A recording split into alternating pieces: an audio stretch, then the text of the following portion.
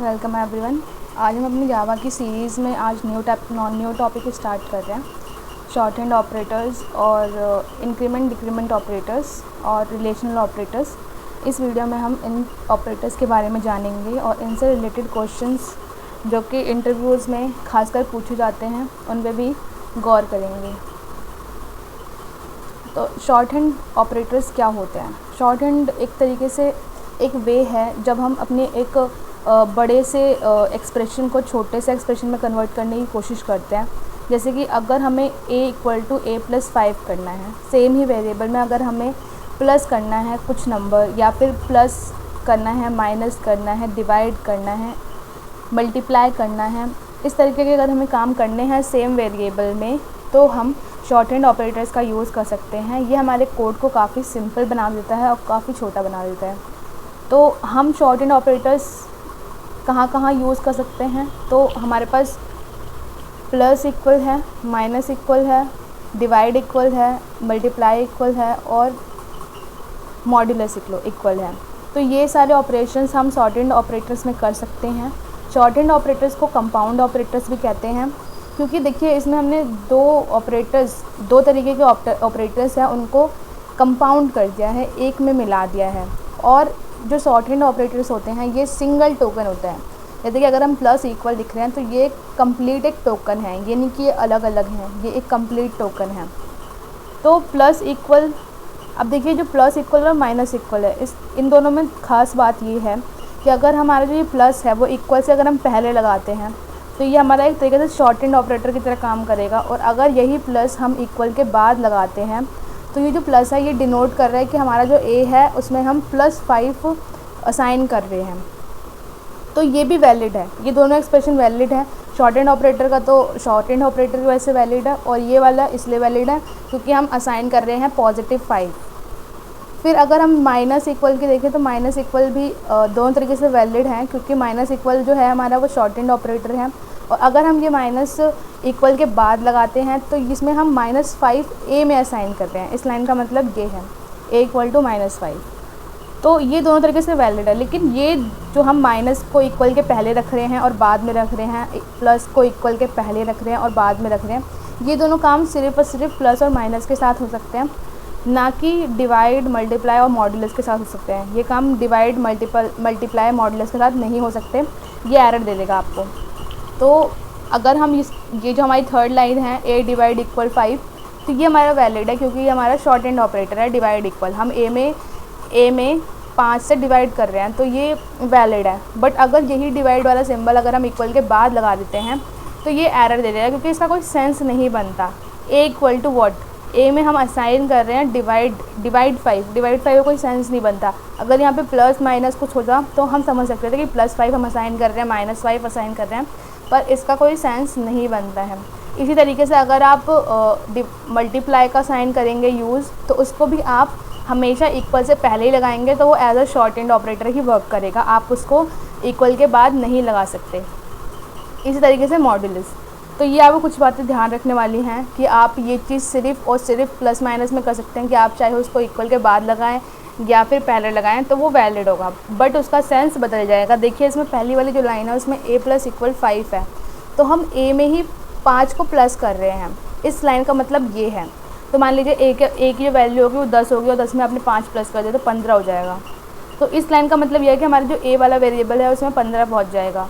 और जो इसका दूसरा हमने लिखा है कि जो अगर हम प्लस इक्वल के बाद लिख दें तो इसका क्या सेंस बनता है कि हमने a में +5 असाइन कर दिया, तो हमारा a वेरिएबल में 5 है, अभी वैल्यू 5 है।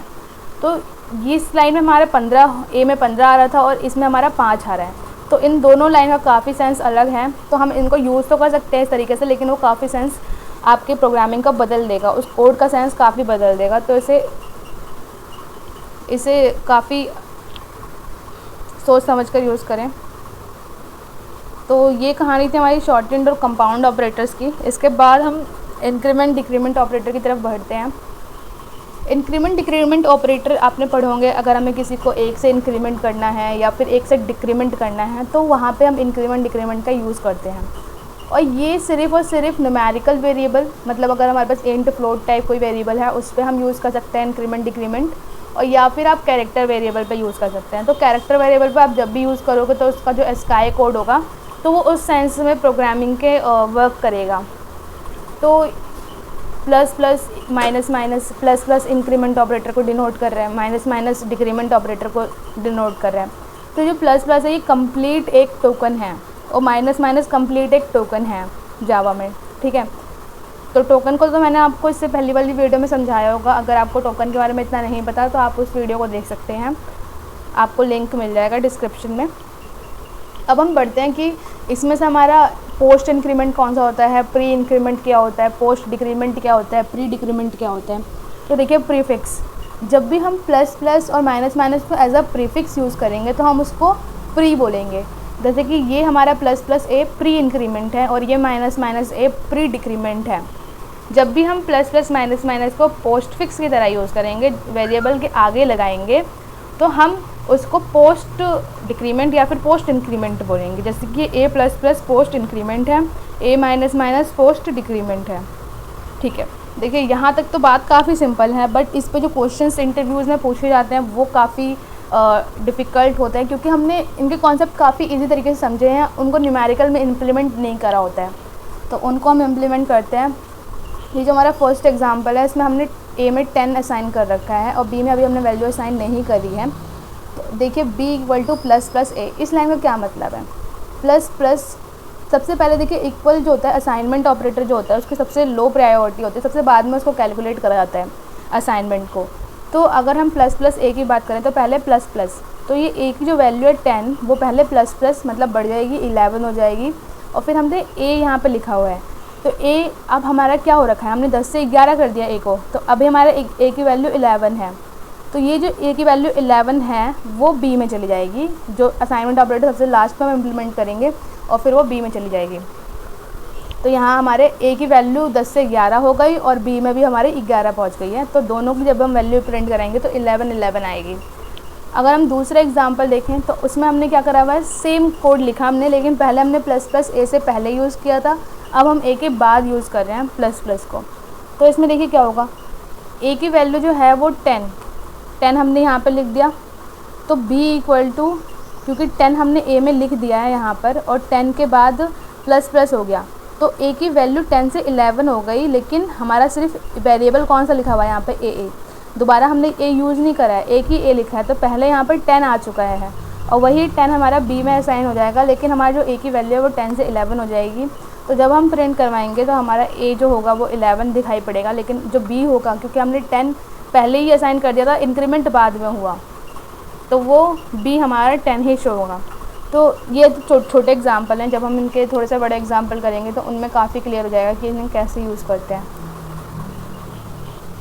इस एक्सप्रेशन को देखिए फर्स्ट वाला, इसमें क्या है कि सबसे पहले a यूज़ हुआ है, तो a की वैल्यू हमारे पास कितनी है 10, तो 10 हमने लिख दिया, 10 है, ठीक है। फिर हमने प्लस प्लस कर दिया, तो a की जो वैल्यू थी 10 से वो 11 हो गई है, ये a की वैल्यू 11 हो गई है। फिर हमारा आया, ये हम बाद में इस कैलकुलेट करेंगे, पहले हम सबसे पहले हम जितने भी हमारे वेरिएबल हैं उन पे हम वैल्यू दे देंगे कि यार हाँ इसकी वैल्यू ये है, इसकी वैल्यू ये है, और सबसे लास्ट में हमारी जो बीच की जो बची कुची कैलकुलेशन होगी वो हम बाद में करेंगे। तो हमने ठीक है ये देख लिया कि हमने a में हमारे पास पहले 10 था, 10 दे दिया, फिर हमने उसको प्लस प्लस कर दिया तो 10 से 11 हो गया, ठीक है। फिर हमारा a दिखाई पड़ रहा है हमें यहाँ पे, तो अभी हमारी जो a की वैल्यू है वो 11 है, इसलिए हमने यहाँ पे 11 लिख दिया।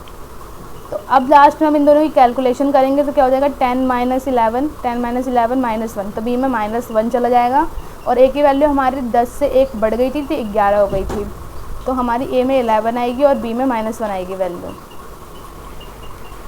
तो यहाँ तक आई होप क्लियर होगा। इसके बाद सेकंड एग्जांपल देखते हैं। देखिए सबसे पहले आपको क्या करना है, जितने भी आपके पास इंक्रीमेंट डिक्रीमेंट ऑपरेटर्स हैं उनको कैलकुलेट करना है। उसके बाद जो भी बीच में जो कैलकुलेशन आपकी प्लस माइनस मल्टीप्लाई जो भी बीच में है वो सबसे लास्ट में हम परफॉर्म करेंगे। सबसे पहले इंक्रीमेंट डिक्रीमेंट ऑपरेटर्स और वेरिएबल की वैल्यूज़ हम असाइन करेंगे। तो इसमें पहले प्लस प्लस लिखा हुआ है, तो हमारे a की 10 वैल्यू है, तो 10 से 11 हो गई a की वैल्यू, इंक्रीमेंट हो गया। फिर उसके बाद इसने a लिख दिया, वेरिएबल a, तो a की वैल्यू हमारे पास अभी 11 है तो हमने इसलिए 11 लिख दिया नीचे, और फिर हमारा दोबारा a यूज़ हुआ है, तो a का जो वैल्यू हमारे पास अभी क्या है 11 है, तो 11 ही हमने यहाँ पे भी लिख दिया। तो यहाँ पे हमारा b का वैल्यू क्या हो जाएगा, 11 माइनस 11 0, तो b का 0 आ जाएगा। और हमारा ए हमने 10 से एक इंक्रीमेंट कर दिया था, 11 हो गया था, तो 11 यहाँ पर आ जाएगा। तो ये वाला एग्जाम्पल भी आई होप सो क्लियर होगा। इसके बाद थर्ड एग्जाम्पल पे चलते हैं अपने। सबसे पहले माइनस माइनस है इसमें, तो हमारी जो 10 था, ए की वैल्यू 10 है हमारे पास, तो वो पहले डिक्रीमेंट होगी, 9 हो जाएगी, 10 से 9 हो जाएगी। फिर हमारा ए, तो हमारी ए की वैल्यू अभी कितनी है, 9 है, 10 से एक डिक्रीमेंट हो गई है, तो हमने 9 यहाँ यूज़ कर लिया। फिर से हमारा ए आया हमारे पास, तो हाँ ए की वैल्यू कितनी है, 9 है। फिर देखिए प्लस प्लस आया है, इंक्रीमेंट हुआ है, तो 9 था ए का वैल्यू, उससे हमारा 10 हो गया है, ठीक है। फिर ए फिर से यूज़ हुआ है, तो इस समय ए की वैल्यू कितनी है, 10 है, इसलिए हमने यहाँ पर 10 लिखा है। फिर इन सबको हम कैलकुलेट कर लेंगे, 9 9 10, तो इससे हमारा कितना आ जाएगा, बी का वैल्यू 8 आ जाएगा। 9 + 9 18 - 10 8, तो बी की वैल्यू 8 आ चुकी है। उसके बाद हम जो हमारा ए है, ए में क्या कितनी वैल्यू है, 10 है। लास्ट जो इसमें मॉडिफिकेशन हुई है, तो उससे हमारी ए की वैल्यू 10 आई है, तो जो ए की वैल्यू है वो 10 प्रिंट होगी और बी की वैल्यू 8 प्रिंट होगी। तो ये क्वेश्चन जो हैं गाइज, ये इंटरव्यू पॉइंट ऑफ व्यू के काफ़ी इंपॉर्टेंट है, क्योंकि ऐसे क्वेश्चन काफ़ी मतलब प्रैक्टिस मांगते हैं, और बिना प्रैक्टिस के ये क्वेश्चंस इतने क्लियर नहीं होंगे। ये फर्स्ट टाइम में आपको लगेगा थोड़ा सा हार्ड है, बट अगर आप इसकी और क्वेश्चंस प्रैक्टिस करेंगे तो इट विल बी क्लियर और इट विल बी ईजी। और नेक्स्ट टॉपिक पर चलते हैं, रिलेशनल और कंपैरिजन ऑपरेटर्स। इसमें कंपैरिजन ऑपरेटर्स में क्या होता है कि हम दो वेरिएबल्स को लेते हैं और उन दोनों में कंपैरिजन करते हैं। आपका कंपैरिजन हो सकता है कि क्या वो इक्वल हैं, इक्वल टू ऑपरेटर लगा के हम उन्हें देखेंगे क्या वो इक्वल है। फिर नॉट इक्वल टू भी आप देख सकते हैं उन दोनों को कि मतलब वो क्या एक दूसरे के इक्वल नहीं हैं। और ये भी हो सकता है कि वो शायद उनमें से एक बड़ा हो और एक छोटा हो, तो ये आप ग्रेटर देन ऑपरेटर की मदद से कर सकते हैं। और लेस देन ऑपरेटर भी आप यूज़ कर सकते हैं कि कौन सा छोटा है भाई, कौन सा बड़ा है। और मतलब इस तरीके के अगर जब भी आप कंपैरिजन यूज़ करते हैं कि आपको देखना है कि यार वो इक्वल है, नॉट इक्वल है, ग्रेटर है, लेस देन है, तो इनमें हम अपने कंपैरिजन ऑपरेटर का यूज़ करते हैं। और आपको ये बात काफ़ी क्लियर होनी चाहिए, बिल्कुल आपको पता होनी चाहिए कि जब भी हम कंपैरिजन ऑपरेटर्स का यूज़ करते हैं तो इसका जो हमें रिटर्न होता है, मतलब जो भी हमें इसका वैल्यू मिलता है वो एक बुलियन वैल्यू होता है। तो उस वैल्यू को स्टोर कराने के लिए आपको बुलियन वेरिएबल बनाना पड़ेगा। जैसे कि यहाँ पे देखिए मैंने सी को मैंने बुलियन बनाया हुआ है, उसमें मैंने ए की वैल्यू 10 थी और बी की वैल्यू 5 थी। तो मैंने चेक करा कि क्या 10 छोटा है 5 से, तो नहीं भाई, फॉल्स है ये चीज़। तो हमारा जो फॉल्स है वो सी में स्टोर हो गया, और जब हमने सी को प्रिंट कराया तो उसमें हमें फॉल्स मिला। तो ये जो जब भी हम कोई भी कंपैरिजन करेंगे तो उसमें हमको जो वैल्यू मिलेगा वो एक बुलियन वैल्यू होगा, और उसको स्टोर कराने के लिए हमें बुलियन वेरिएबल बनाना पड़ेगा। तो ये बात हमें काफ़ी ध्यान रखने वाली है और हमेशा ध्यान रखनी होगी। Thank you guys. आगे हम कुछ और टॉपिक्स पढ़ेंगे ऑपरेटर्स। अभी हमने शायद अपने 2-3 ऑपरेटर्स क्लियर करे हैं जो कि इम्पॉर्टेंट हैं, और कुछ आने वाली वीडियोज़ में मैं और भी ऑपरेटर्स को क्लियर करूँगी। और हम ऑपरेटर्स के बाद कुछ और अच्छे कॉन्सेप्ट्स पढ़ेंगे, ओप्स पे पढ़ेंगे आगे। तो अभी तक के लिए इतना ही गाइज़। और अगर आपको ये वीडियोज़ अच्छी लगती हैं तो आप मेरे चैनल को सब्सक्राइब करें और लाइक करें, ताकि मैं और ऐसी चीज़ें बनाने के लिए मोटिवेट हूँ। थैंक यू गाइज़, आज के लिए इतना ही।